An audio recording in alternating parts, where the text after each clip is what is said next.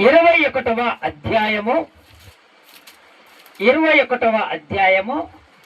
44వ వచనం నాన్న. యెహోవా వారి పితరులతో ప్రమాణము చేసిన వాటన్నిటి ప్రకారము అన్ని దిక్కుల యందు వారికి విశ్రాంతి కలగజేసెను. యెహోవా వారి శత్రువులందరినీ అప్పగించి ఉండెను కనుక వారిలో నొకడును ఇశ్రాయేలు ఎదుట నిలవలేకపోయెను. యెహోవా ఇశ్రాయేలులకు సెలవిచ్చిన మాటలన్నిటిలో తప్పి ఉండలేదు, అంతయు నెరవేరెను. స్తోత్రం చెప్తారా ఒకసారి గట్టిగా? అక్కడ యెహోవా సెలవిచ్చిన మాటలన్నిటిలో ఏది తప్పి ఉండలేదు, అంతయు నెరవేరెను. ఎందుకంటే యేసయ్య వాళ్ళతో ఉంటున్నాడు. స్తోత్రం చెప్తారా ఒకసారి గట్టిగా? ఇంకొకసారి గట్టిగా చెప్తారా? యేసయ్య వారితో ఉంటున్నాడు కాబట్టి అక్కడ ఆయన పితరులతో వాగ్దానం చేసినటువంటి ప్రకారముగా అన్ని దిక్కుల వారికి విశ్రాంతి కలగజేశాడు. అన్ని దిక్కుల. ఇంకా శత్రువులు అందరినీ వారి చేతికి అప్పగించాడు.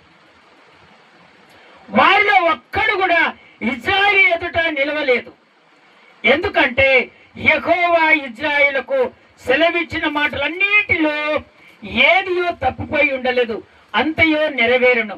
ఎందుకంటే దేవుడు వాళ్లకు తోడుగా ఉండునందుకు. స్తోత్రం చెప్తారా ఒకసారి గట్టిగా? ఇంకొకసారి గట్టిగా చెప్తారా? అయితే దేవుడు వాళ్ళకు తోడుగా ఉన్నాడు. ఇంకోటి ఏంటంటే దేవుడు చెప్పినట్టుగా వాళ్ళు నడుచుకుంటున్నారు. స్తోత్రం చెప్తారా ఒకసారి గట్టిగా? కొంతమంది ఏం చేస్తారంటే దేవుడు చెప్పినట్టుగా నడుచుకోరు. దేవుడు మన కార్యం చేసినప్పుడు వెంటనే ఏమనుకుంటారంటే, అయ్యా ఈ రోజు నుంచి నేను నిన్ను వదిలిపెట్టనయ్యా, నీ మందిరము, నా పని, నా ఇంట్లో నెమ్మది కలగాలి అని కోరుకుంటారు. కానీ ఆ కార్యము జరిగిన తర్వాత ఇంటిని చూసుకుంటారు కానీ యేసయ్యను మాత్రం చూసుకోరు. స్తోత్రం చెప్తారా ఒకసారి గట్టిగా? ఇంకొకసారి గట్టిగా చెప్తారా? అందుకనే దేవుని బిడ్డలారా, దేవుడు చెప్తున్నటువంటి మాట అక్కడ శత్రువులను కూడా వాళ్ళ చేతికి అప్పగించాడంట. వాళ్ళు ఎక్కడగా పోతే అక్కడ అపజయాలు కలగట్లేదంట, కానీ వాళ్ళకి జయమే కలుగుతుందంట. కారణం ఏంటో తెలుసా? దేవుడు వాళ్ళతో ఉంటున్నాడు. ఎవరుంటున్నారు? దేవుడు వాళ్ళతో ఉంటున్నాడు కనుక వాళ్ళు ఎక్కడికి వెళ్ళినా కూడా విజయంతో తిరిగి వస్తున్నాడు. ఎందుకంటే దేవుడు ఏ విధంగా చెప్తున్నాడో అదే ప్రకారంగా వాళ్ళు నడుచుకుంటున్నారు కాబట్టి వాళ్ళ మాట దేవుడు ఎప్పటికీ వాళ్ళు వాగ్దానం చేసుకున్నటువంటి ఆ మాట నెరవేర్చకుండా నా దేవుడు అసలు ఎప్పటికీ ఉంటూనే ఉండట్లేదు. వాళ్ళు కోరుకున్నది ఏంటంటే దేవుడు మనతో ఉండాలని వాళ్ళు కోరుకున్నారు. అయితే దేవుడు ఏం చేస్తున్నాడంటే వీళ్ళకు సంపూర్ణమైనటువంటి విశ్రాంతి కలగజేయాలని దేవుడు కోరుకుంటున్నాడు. ఇంకోటి ఏంటంటే పితరులకు, అంటే పితరులు తల్లిదండ్రులు, అంటే మొట్టమొదట పితరులతో వాగ్దానం చేసినటువంటి ఆ వాగ్దానాన్ని కూడా దేవుడు జ్ఞాపకం చేసుకుంటున్నాడు. ఎందుకంటే వాగ్దానం చేసిన దేవుడు నెరవేర్చడానికి శక్తిమంతుడు కాబట్టి ఆయన చెయ్యక మానడు. ఎందుకు ఆయన పితరులతో కోరుకున్నది వాగ్దానం చేసిన దేవుడు రిపీట్ చేస్తున్నాడంటే వీళ్ళు దేవుని మార్గంలో నడుస్తున్నారు, దేవునితో ఉంటున్నారు కనుక ఈ పితరులు చేస్తున్నటువంటిది ఖచ్చితంగా నేను నెరవేరుస్తానని వాళ్లకు దేవుడు గుర్తు చేస్తున్నాడు. స్తోత్రం చెప్తారా ఒకసారి గట్టిగా? ఇంకొకసారి గట్టిగా చెప్తారా? అయితే దేవుని బిడ్డలారా, దేవుడు మనతో మాట్లాడుతున్నటువంటి మాట, మీరు మొట్టమొదట దేవుని దగ్గర ఏది కోరుకున్నారో నా ప్రభు ఇప్పుడు రిపీట్ చేస్తున్నాడు. మొట్టమొదట మీరు ఏ ఆశ అయితే దేవుని ఎదుట పెట్టుకున్నారో ఇది జరగాలని, ఇది దేవుడు జరిపిస్తాడని ఏ ఆశ అయితే మీరు పెట్టుకున్నారో, ఒకవేళ ఇప్పటిదాకా అది జరగలేదేమో నా దేవుడు మళ్ళీ జ్ఞాపకం చేస్తున్నాడు. ఏమని జ్ఞాపకం చేస్తున్నాడు అంటే, ఇప్పుడు అది మర్చిపోకుండా నేను జరిపిస్తాను. స్తోత్రం చెప్తారా ఒకసారి గట్టిగా? ఇంకొకసారి గట్టిగా చెప్తారా? ఇతరులకు వాగ్దానం చేసినటువంటి దేవుడు, నెరవేర్చిన దేవుడు, మీరు కూడా మొట్టమొదట ఏ వాగ్దానం అయితే చేసుకున్నారో ఆ వాగ్దానం నెరవేర్చకపోతే నా దేవుడు అంటున్నాడు, అది ఖచ్చితంగా నేను నెరవేరుస్తాను. ఈ వాక్యము నమ్ము, విశ్వసించు, అది ఖచ్చితంగా జరుగుతుంది. స్తోత్రం చెప్తారా ఒకసారి గట్టిగా? ఇంకొకసారి గట్టిగా చెప్తారా? అందుకనే అక్కడ దేవుడు మాట్లాడుతున్నటువంటి మాట ఇదిగో, దేవుడు ఇచ్చే సంపూర్ణ విశ్రాంతి మీకు కలగాలంటే మొట్టమొదట దేవుడు తన వాగ్దానాలను నెరవేర్చువాడు. స్తోత్రం చెప్తారా ఒకసారి గట్టిగా? ఇంకొకసారి గట్టిగా చెప్తారా? మన జీవితంలో కొన్ని ఆలస్యమైనా కూడా ఆ వాగ్దానాన్ని నువ్వు నమ్మితే అది ఖచ్చితంగా జరుగుతుంది అని నా దేవుడు మాట్లాడుతున్నాడు. ఒకవేళ ఆలస్యమైందనుకో, ఇక జరగదు జరగదు జరగదు జరగదు కొంతమంది అనుకుంటారు. కానీ ఆలస్యమైనా కూడా అది ఖచ్చితంగా జరుగుతుందని దేవుడు చెప్తున్నాడు. స్తోత్రం చెప్తారా ఒకసారి గట్టిగా? ఎందుకంటే ఆయన అబద్ధమాడుటకు ఆయన మానవుడు కాదట.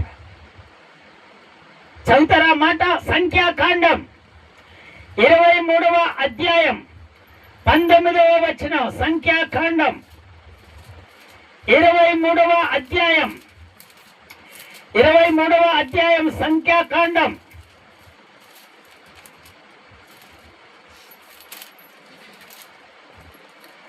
సంఖ్యాకాండం 23వ అధ్యాయం 19వ వచనం. 23:19. దేవుడు అబద్ధమాడుటకు ఆయన మానవుడు కానే కాదు, పశ్చాత్తాపపడుటకు ఆయన అసలు నరపుత్రుడు కాడు. ఆయన చెప్పి చేయకుండా ఆయన మాట ఇచ్చి స్థాపించకుండా ఉండునా? ఎంత చక్కగా దేవుడు చెప్తున్నాడు. జాగ్రత్తగా మీరు ఆలకించినట్టయితే, దేవుడు అబద్ధమాడుటకు ఆయన మానవుడు కాదే. నువ్వు ఆరాధిస్తున్నటువంటి దేవుడు ఆయన మనిషి కాదు. ఆయన ఎవరంటే, ఆయన దేవుడు. ఈ ప్రపంచ దేశాలలోనే ఏకైక దేవుడు ఎవరయ్యా అంటే ఆయన ప్రభువు అయిన యేసు. ఆయన మానవుడు కాడు, ఆయన అబద్ధమాడడు, పశ్చాత్తాపపడుటకు ఆయన నరపుత్రుడు కాడే. ఆయన నరునికి జన్మించిన వాడు కాదు. నరునికి జన్మించిన వారు ఎంతో మంది ఉండొచ్చు, కానీ నా దేవుడు నరపుత్రునికి జన్మించిన వాడిని నేను కాదే, నేను పశ్చాత్తాపపడదే. ఎంత గొప్ప దేవుడు ఒక్కసారి ఆలోచించండి. ఆయన చెప్పింది చేయకుండా మాట్లాడా? ఆయన మాట ఇచ్చి స్థాపించకుండా ఉంటాడా? ఆయన మాట ఇస్తే ఖచ్చితంగా నా దేవుడు నెరవేరుస్తాడు. కానీ కొంతమంది ఏం చేస్తారంటే ప్రార్థన చేసుకుంటారు, కానీ దేవుడు చేస్తాడో చేయడో, చేస్తాడో చేయడో. కొంతమందికి ఆ ఆలోచన ఉంటుంది. ఇదిగో దేవుని బిడ్డ, నా దేవుడు చేస్తాడు అని నీ హృదయములో ఎప్పుడైతే ఒక తీర్మానము నువ్వు చేసుకుంటావో, నా ప్రభు ఖచ్చితంగా ఆ ఎట్టి కార్యానైనా సరే ఆ దేవుడు ఖచ్చితంగా కార్యాన్ని ఖచ్చితంగా చేస్తాడు. నువ్వు నమ్మాలి, తన హృదయములో విశ్వసించాలి. ఆ కార్యము నాకు దేవుడు చేస్తాడని నువ్వు నమ్ముతున్న ఎడల ఆయన ఖచ్చితంగా అద్భుతం చేస్తాడంతే. కొంతమంది చేస్తాడు చెయ్యడు, చేస్తాడు చెయ్యడు. ఈ ఆలోచనలు పెట్టుకోకూడదు. ఆయన అంటున్నాడు కదా, నేనేమైనా మానవున్నా పశ్చాత్తాపం ఏడవటానికి? ఒకవేళ మీరు బాధపడితే ఏడుస్తాను అంటాడు దేవుడు. స్తోత్రం చెప్తారా ఒకసారి గట్టిగా? ఎంత కరుణామయుడు తెలుసా? నువ్వు అనారోగ్యం చేత బాధపడితే ఆయన ఏడుస్తాడు, దుఃఖపడతాడు. ఇంకోటి ఏంటంటే ఆయన ప్రేమకు నువ్వు దూరం అయిపోతే ఇంకా ఏడుస్తాడు. కానీ పశ్చాత్తాపడటానికి ఆయన మానవుడు కాదు, ఆయన దేవుడు. నీ కొరకు తన ప్రాణాన్ని పెట్టాడు దేవుడు. మనిషి పోలిక చొప్పున నీ కొరకు పుట్టాడు దేవుడు. సిలువలో నీ కొరకు ఇదిగో బలియాగమయ్యాడు. మేకులు కొట్టించుకున్నాడు దేవుడు. మౌనంగా ఉన్నాడు. కానీ పశ్చాత్తాపడటానికి ఆయన మానవుడు కాదు. అలాంటి దేవును అంగీకరించి బ్రతుకుతున్నటువంటి నీవు ఆయన కార్యం చేయకుండా మానడు. స్తోత్రం చెప్తారా ఒకసారి గట్టిగా? ఇంకొకసారి గట్టిగా చెప్తారా? అందుకనే తన సేవకుని ద్వారా మొట్టమొదట మాట్లాడినటువంటి మాట నెరవేర్చడో అని కొంతమంది అనుకున్నారు. కానీ మోసే ఏం చేశాడంటే విశ్వసించాడు. దేవుడు మాట్లాడినది ఖచ్చితంగా చేస్తాడని ఆయన విశ్వసించాడు. ఆ మాటను ఇదిగో ఆయన చనిపోయిన తర్వాత కూడా ఆయన ఎంట భక్తి కలిగినటువంటి వారు కూడా విశ్వసించారు. ఆ విశ్వసించిన వెడల ఆయన గొప్ప అద్భుతం చేశాడు. చదువుతాం ఆ వాక్య భాగంలోనికి మనం వెళ్తాం. 1వ రాజుల పుస్తకము 8వ అధ్యాయము 56వ వచనం. 1వ రాజుల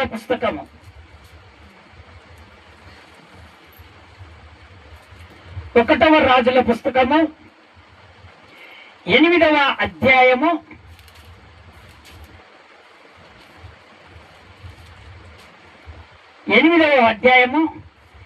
56వ వచనం నాన్న. అతడు 56వ వచనం నాన్న. ఎట్లనగా తాను చేసిన వాగ్దానం అంతటిని బట్టి ఇశ్రాయేలులకు తన జనులకు నెమ్మది దయచేసిన యెహోవాకు స్తోత్రము కలిగి ఉండును గాక. తన దాసుడైన మోసే ద్వారా ఆయన చేసిన శుభ వాగ్దానములో ఒక్క మాటైనా తప్పిపోయినది కానే కాదు. ఆయన మాట ఇచ్చిండంటే ఆ మాట ఎప్పటికీ అది జరిగిన దాకా నా దేవుడు తప్పిపోడు. కొంతమందికి తప్పిపోతున్నాయంటే కారణం ఏంటంటే ఆయన చెప్పుతున్నటువంటి అడుగుజాడలో నడకపోవటం వలనే ఆ కార్యాలు జరగట్లేదు.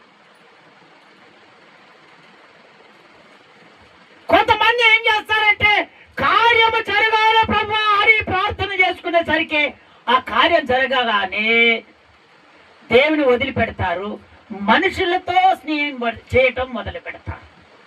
ఇక్కడ ఆరాధన జరుగుతూనే ఉంటుంది, ఇక్కడ పాటలు పాడుతూనే ఉంటారు, ఇక్కడ ఆత్మీయతంగా బలపడుతూనే ఉంటారు, అక్కడనేమో నిద్రపోతారు, ఇంకోటేంటి చెట్ల కింద కూర్చుంటారు, ఇంకోటేంటి ఒక్కొక్కరు నవ్వుకుంటారు.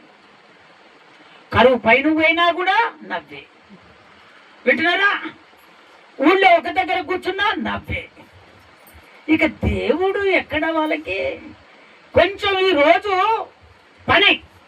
అమ్మా స్తోత్రం చెప్తారా ఒకసారి గట్టిగా? ఇంకొకసారి గట్టిగా చెప్తారా? ఇంకా ఈ కల్పన పోయే వాళ్ళు ఏం చేస్తారంటే ఆదివారం రోజు సెలవు ఉంటే వీళ్ళు ఎక్కడుంటారంటే ఊరు ప్రయాణంలో ఉంటారు. స్తోత్రం చెప్తారా ఒకసారి గట్టిగా? ఇంకొకసారి గట్టిగా చెప్తారా? మళ్ళీ వాళ్ళు ఎప్పుడు వస్తారో చెప్పనా? ఎప్పుడు వస్తారంటే మళ్ళీ ఆదివారం సాయంత్రం వచ్చి మళ్ళీ కరువు పనికి అందుకోవాలి. దేవుడు ఎటనబ్బు? దేవుని మీద అంటే నేరం. దేవుడు చేయలేడమ్మా, ఇంకా జరగలేదమ్మా, ఇంకా మరి ఆయన ఎక్కడ చెప్తూ నేను మానవుడి కాదే పశ్చాత్తాపడటానికి.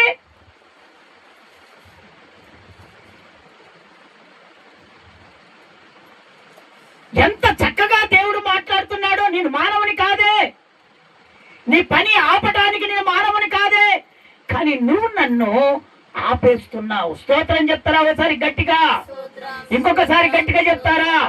నీ మనుషులను బట్టి, నీ కుటుంబాన్ని బట్టి, నీ లోకములో ఉన్నటువంటి వాళ్ళని బట్టి, నీ పనిని బట్టి దేవుని మర్చిపోతున్నావు.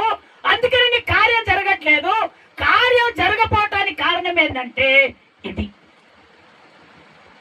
నేను అబద్ధం ఆడను, సూటిగా చెప్తున్నాడు.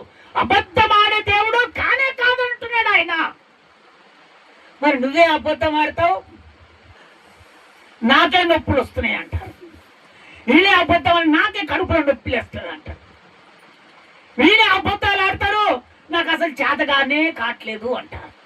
అందుకనే దేవుని బిడ్డలారా, నా దేవుడు కోరుకునేది ఏంటంటే ఆయన ఇచ్చే సంపూర్ణమైనటువంటి విశ్రాంతిని మీరు పొందుకోవాలని నా దేవుడు కోరుకుంటున్నాడు.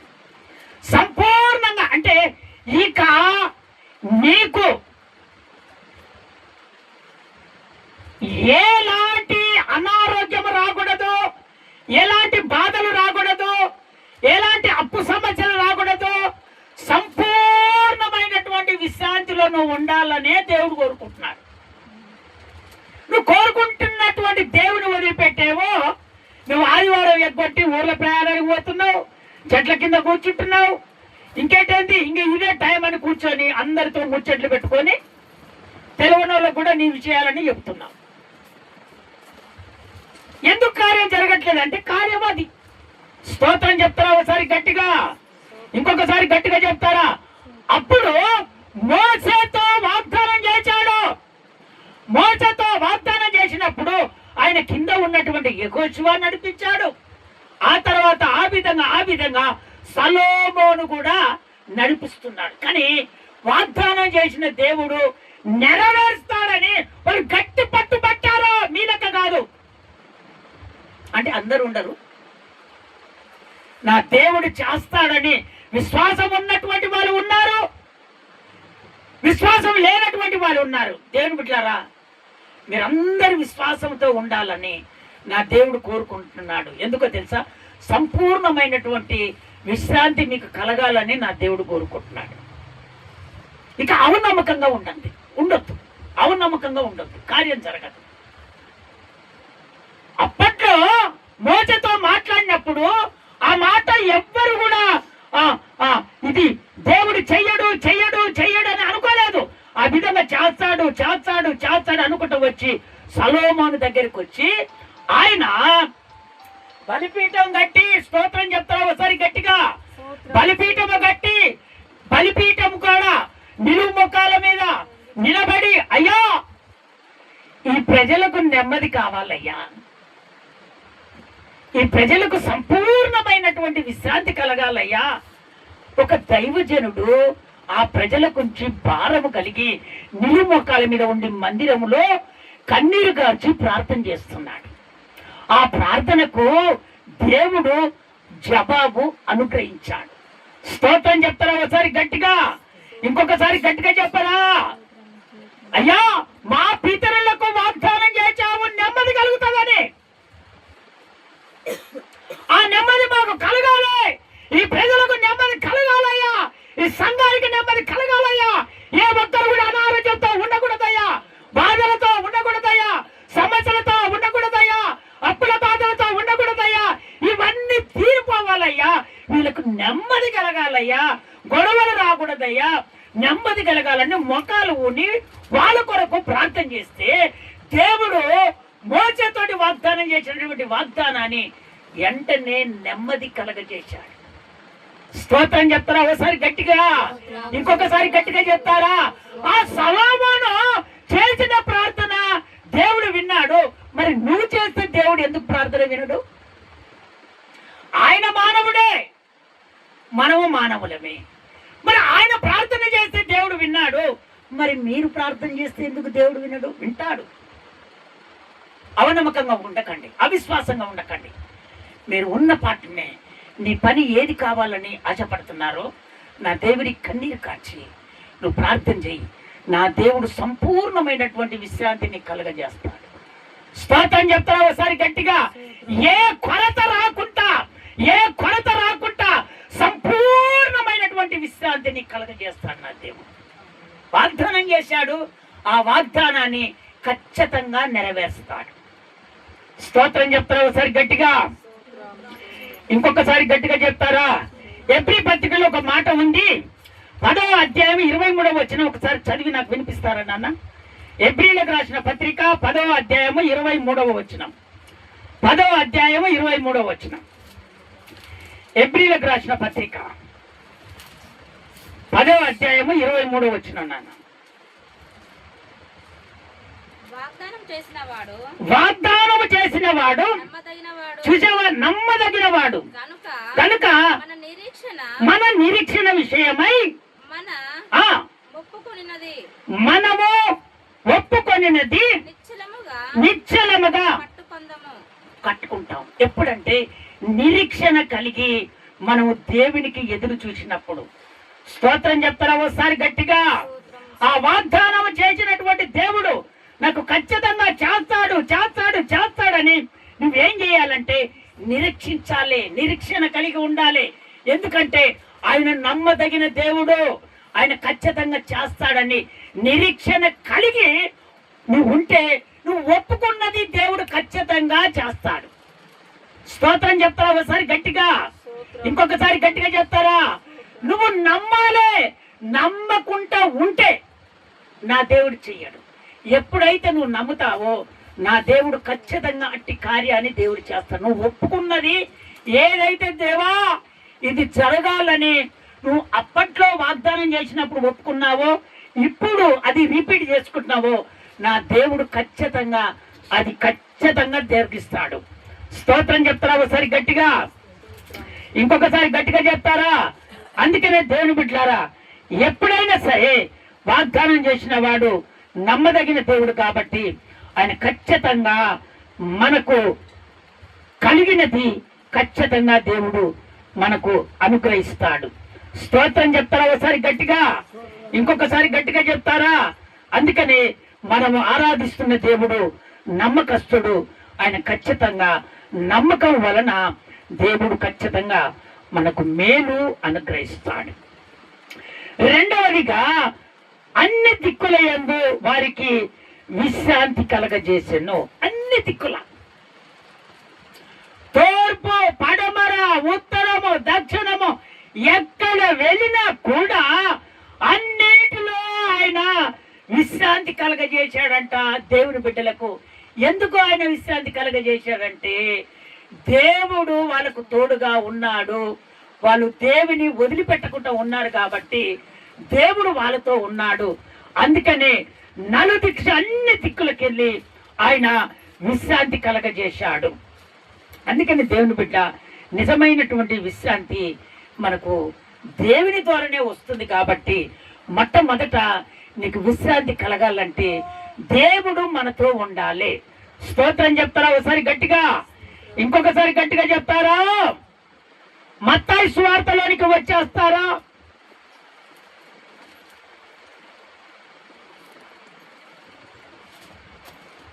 మత్తయి సువార్త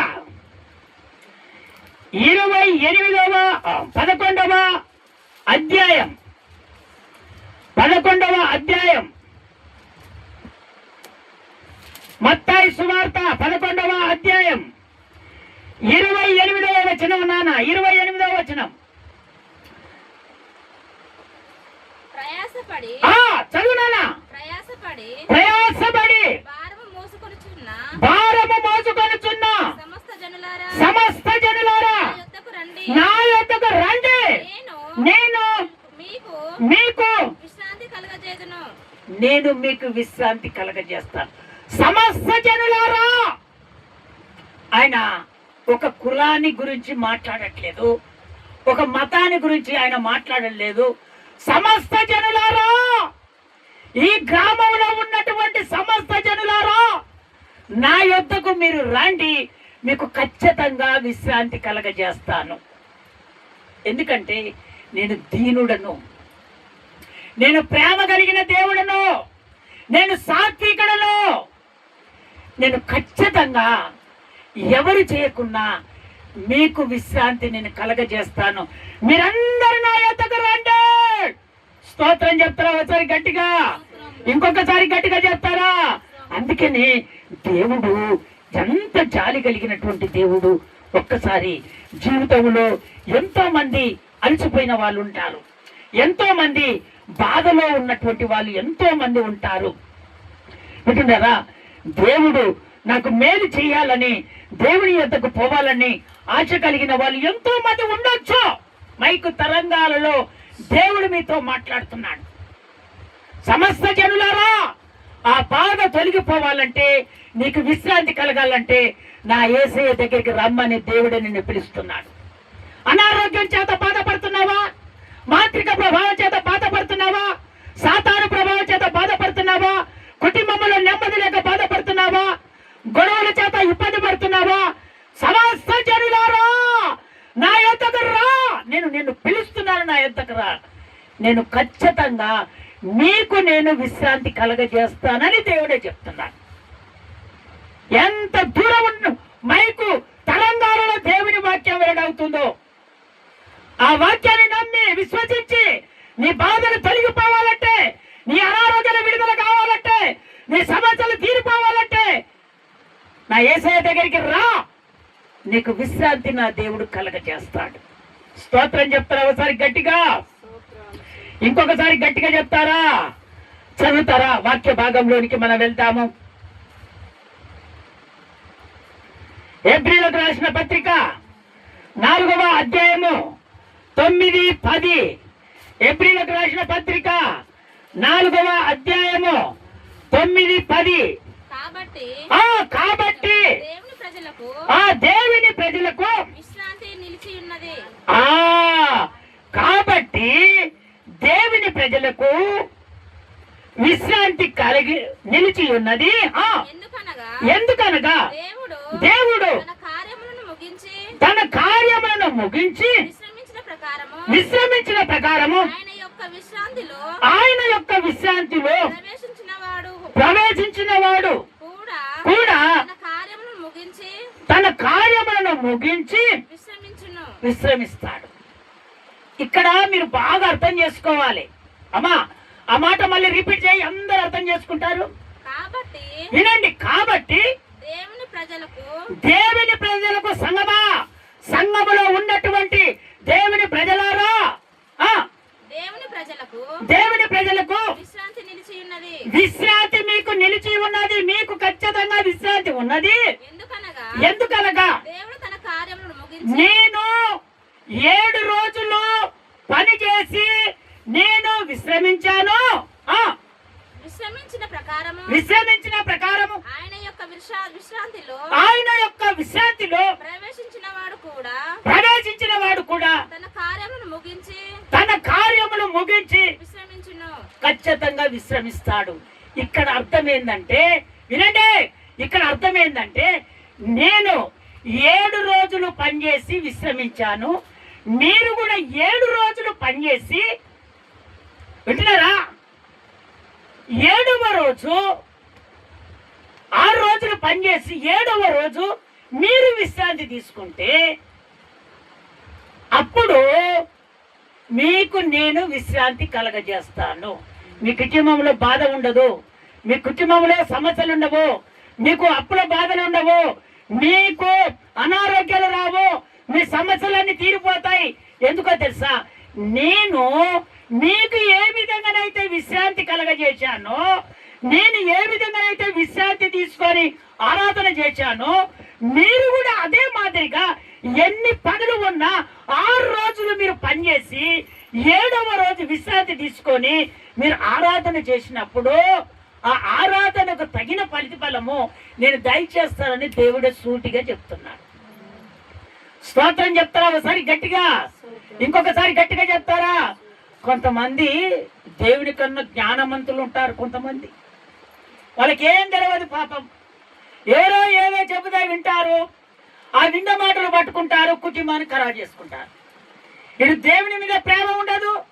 ఆ లోకంలో ఉన్నటువంటి వాళ్ళు ఆశ ఉన్నంత వరకు ప్రేమిస్తారు, గొడవ కాగానే దూరం అయిపోతారు. వాళ్ళు అటు ప్రేమించరు, ఇటు దేవుడు ప్రేమించడు, మధ్యలో ఏకాకి అయిపోతారు. వీళ్ళు ఏంటంటే అటు ఇటు తెలియనటువంటి భక్తి, ఎవరో చెప్తే నేర్చుకుంటున్నటువంటి భక్తి. ఈ భక్తి ముందుగాట్లే దేవుడికి తెలిసిపోద్ది. అందుకనే దేవుని బిడ్డలారా, నా దేవుడు చక్కగా చూటిగా నా దేవుడు నీతో మాట్లాడుతున్నటువంటి మాట ఏందో తెలుసా? నేను విశ్రాంతి తీసుకున్నాను, మీరు కూడా విశ్రాంతి తీసుకోండి. 6 రోజులు పనిచేసి మైకు తరంగాలలో దేవుని వాక్యం వెల్లడవుతుంది. నామకార్తులారా, ఆత్మీయతమైనటువంటి వారిని మీరు చెడగొట్టొద్దు. ఇదిగో నా దేవుడు చెప్తున్నాడు, మీ కుటుంబానికి కూడా శాపం వచ్చేస్తుంది ఆ విధంగా చేస్తే. మీరు వాక్యానుసారంగా జీవించండి, వాక్యములు వెతకండి, వాక్య పద్ధతిలో మీరు నడవండి. ఆత్మీయంగా వెతికే వారిని మీరు చెడగొట్టొద్దు. ఆత్మీయంగా బలపడాలి. వాళ్ళు ప్రభు కొరకు వైరాగ్యం కలిగి జీవించాలి. ప్రభు రాజ్యంలో చేర్చబడాలి. వాళ్ళ కుటుంబంలో నెమ్మది కలగాలి. వాళ్ళ కుటుంబంలో సమాధానం కలగాలి.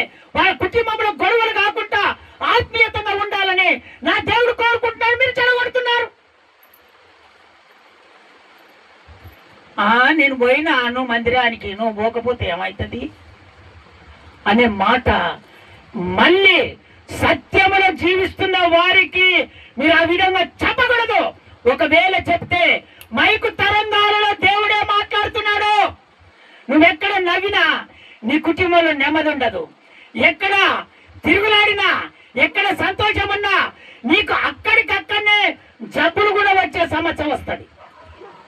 రేపా కళ్ళ ధీర బరాబర దేవుడు మాట్లాడుతున్నటువంటి మాట చెడగొట్టి నువ్వేమో ఆత్మీయతంగా వెలుగుతున్నావు, ఇంకా నన్ను ఎవరు ఏం చేస్తాడు అనుకుంటున్నావు. కానీ ఈ రోజు దేవుడు నీతో మాట్లాడుతున్నాడు కదా, నా దేవుడు ఇక నీకు నెమ్మది కలగజేయడు. నాకు విశ్రాంతి దొరికిందని నువ్వు అనుకుంటున్నావు, కానీ నువ్వు దేవుని లెక్కలు ఆల్రెడీ పడిపోయావు. ఎందుకంటే సంఘాన్ని చెడగొడుతున్నావు, చెడగొడుతున్నావు. అందుకనే ఆ విధంగా అయిపోయింది. చెడగొట్టగా ఉంటే నువ్వు ఇంకా ఆశీర్వదించబడదు. స్తోత్రం చెప్తావా ఒకసారి గట్టిగా, ఇంకొకసారి గట్టిగా చెప్తావా? అందుకని దేవుని బిడ్డలారా, నా దేవుడు ఇదిగో రెండవదిగా దేవుడు తన ప్రజలకు విశ్రాంతి కలగజేస్తాడు. ఎప్పుడు కలగజేస్తాడంటే నీవు దేవునితో ఉన్నప్పుడు, ఆయన మనతో ఉన్నప్పుడు ఖచ్చితంగా ఆయన ఆ కార్యము ఖచ్చితంగా చేస్తాడు. ఎందుకంటే ఆయన యెషయా పుస్తకం చదువుతారా? ఆ మాట మీకు వివరించి చెప్తాను, చెప్పిపోవటం కాదు కానీ వివరించి చెప్తాను. యెషయా పుస్తకం 26వ అధ్యాయం 3వ వచనం. ఎవని మనసు అమ్మా, ఎవని మనసు నీ మీద ఆనుకొనునో, వినండి, ఎవని మనసు నీ మీద ఆనుకొనునో వానిని నీవు పూర్ణ శాంతి గలవానిగా కాపాడుదువు. ఎలా అనగా అతడు నీ యందు విశ్వాసముంచి ఉన్నాడు. ఎవని మనసు ఆనుకొనునో వానిని నువ్వు పూర్ణ శాంతి గలవానిగా కాపాడుదువు. ఎలా అనగా అతడు నీ యందు విశ్వాసముంచి ఉన్నాడు. అయితే దేవుడు ఇక్కడ కోరుకుంటుంది ఏందో తెలుసా? ఎవని మనసు దేవుని ఆనుకొని ఉంటదు. దేవుని పెట్టారా? వినండి, నీ మనసు దేవుని ఆనుకొని ఉంటే, మళ్ళీ రిపీట్ చేయ మా మాట, రిపీట్ చేయి. ఎవని మనసు నీ మీద ఆనుకొనునో వానిని పూర్ణ శాంతం కలిగిన వారిగా అచ్చలు వదిలిపెట్టకుండా కాపాడుతావు. ఎలా అనగా అతడు నీ యందు విశ్వాసం ఉంచి ఆనుకొని ఉన్నాడు గనక. అందుకనే దేవుని బిడ్డలారా, నువ్వు మనుషులను ఆనుకోవటం కాదు కానీ, మనుషుల సంబంధం పెంచుకోవటం కాదు కానీ, నువ్వు దేవుని ఆనుకున్నావు.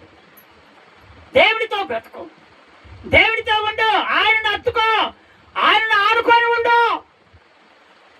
ఆయన మీద నువ్వు విశ్వాసం ఉంచితే ఆయన ఖచ్చితంగా నిన్ను కాపాడుతాడు, నీ కార్యాన్ని చేస్తాడు, నిన్ను అభివృద్ధి పరుస్తాడు. అంచెలంచెలుగా నా దేవుడు నిన్ను ఎదిగిస్తాడు. నువ్వు ఉండాలి. అది విశ్వాసం. అనుకోకుండా నా కార్యం జరగపాయే, నా కార్యం జరగపాయే, నా కార్యం ఎట్లా జరుగుతుంది నీకు? నువ్వు ఆయన అనుకోవైతివి, అనుకుంటానని నటిస్తీవి, అనుకోకపోతేవి, కార్యం ఎట్లా జరుగుతుంది నీకు? అందుకనే దేవుని బిడ్డలారా, మన దేవుడు అన్ని ఇచ్చి ఒక్క దగ్గరనే పట్టుకుంటాడు. అక్కడ పశ్చాత్తాపము పడిందాకా అక్కడనే పట్టుకుంటాడు.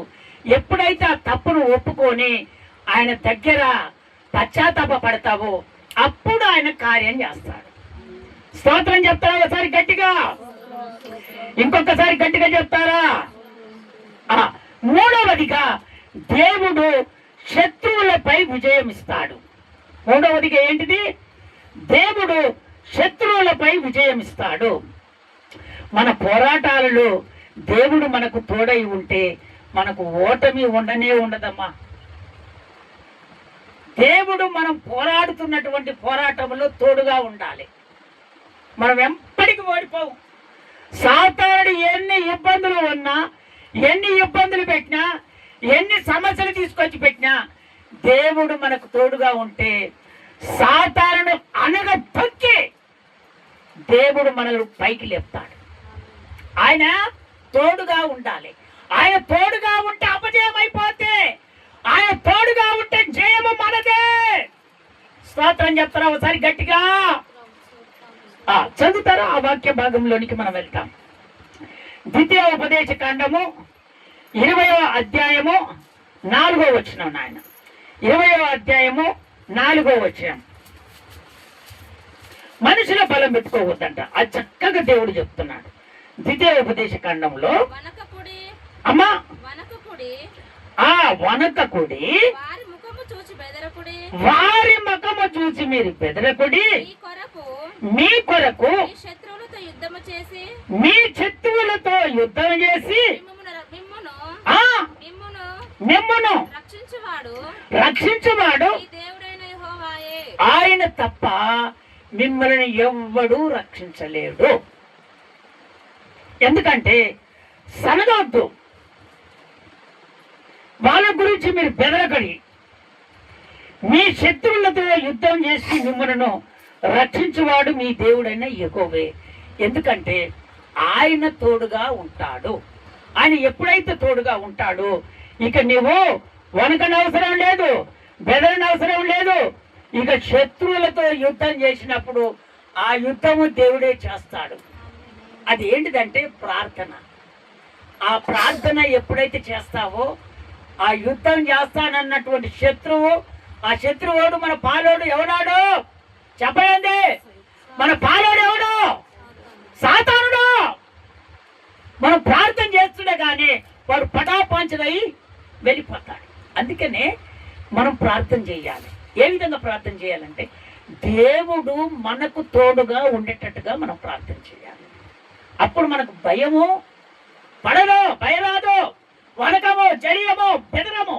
ఎందుకంటే దేవుడు మనలో ఉన్నాడు కనుక మనకు ధైర్యం వచ్చేస్తుంది. స్తోత్రం చెప్తారా ఒకసారి గట్టిగా? ఆ మొదటి వచనం చదువు నాన్న. అదే 20వ అధ్యాయం మొదటి వచనం చదువు. నీవు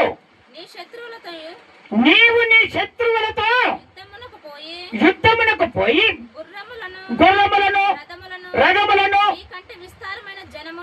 మీకంటే విస్తారమైన జనమును చూచినప్పుడు మీరు అసలు వారికి భయపడవద్దు. దేవుడు చోటుగా చెప్తున్నాడు ఈరోజు. వాళ్ళు యుద్ధ కవచాలు ధరించారు, వాళ్ళు ఏదైనా చేయగలుగుతారు. వాళ్ళ దగ్గరికి పోయి నేను ఏం చేయలేనని నువ్వు భయపడొద్దని దేవుడు చెప్తున్నాడు. ఎందుకంటే ఇప్పుడు నేను నీకు తోడుగా ఉన్నాను. స్తోత్రం చెప్తారా ఒకసారి గట్టిగా? ఇంకొకసారి గట్టిగా చెప్తారా? యుద్ధము యెహోవాదే. అపవాది నేను ఎదుర్కోవాలని ఎంత ప్రయత్నం చేసినా కూడా నా దేవుడు నీకు తోడుగా ఉండి అపవాదిని పారదోలి నీకు జయాన్ని కలగజేస్తానంటున్నాడు యుద్ధములో దేవుడు. నువ్వు ఏ విధంగా ఉంటే ప్రార్థనలో ఎప్పుడైతే దేవునితో ఏకీభవించి ఉంటావో అప్పుడు జయం కలుగుతుంది. ఎప్పుడు జయం కలుగుతుంది? అయ్యగారు అమావాస్య ప్రార్థన ఎప్పుడు? అమావాస్య మా ప్రార్థన మనకు పెట్టరా? అమావాస్య ప్రార్థన పెడితే సాతాను ప్రభావాలు పోతాయి అంట కదా. మనకు సంపూర్ణ ఉపవాస ప్రార్థన పెట్టాడమ్మా. అదే అన్నిటికీ అని అంటే లేదు, ఏది అమావాస్య ప్రార్థన పెడితే పోతాయి అంట కదా. ఒకటి నిరీక్షణ. వాగ్దానం చేసిన దేవుడు నమ్మకస్తుడైన ఆయన అన్నిటికి కలిసి సంపూర్ణంగా, అంటే ఎప్పుడు ఉదయము 4 గంటల నుంచి మొదలు పెడితే నీవు ఆ రోజు 4 గంటల వరకు ఉపవాసం, అదే సంపూర్ణమైనటువంటి ఉపవాసం. అది మర్చిపోయారు మనోళ్ళు. చాలా మటుకు ఉపవాసం ఉండట్లేదు. మీరు ఈ విధంగా ఉపవాసం ఉంటే మీలో ఉన్న దరిద్రత అంతా వెళ్ళిపోతుంది, సాతానుడు వెళ్ళిపోతాడు. ఇదిగో 4 దిక్కుల దేవుడు నిన్ను ఆశీర్వదించడం మొదలు పెడతాడు. నీవు సంపూర్ణ ఉపవాస ప్రార్థన రోజు 4 గంటలు మొదలుకొని మళ్ళీ 4 గంటల వరకు నువ్వు ఉపవాసంలో ఉండు. అమావాస్య అవసరం లేదు. కొంతమంది నిన్నటి దినాన ఏంటిది అమ్మ? నిన్న తిన్నది ఏంటి?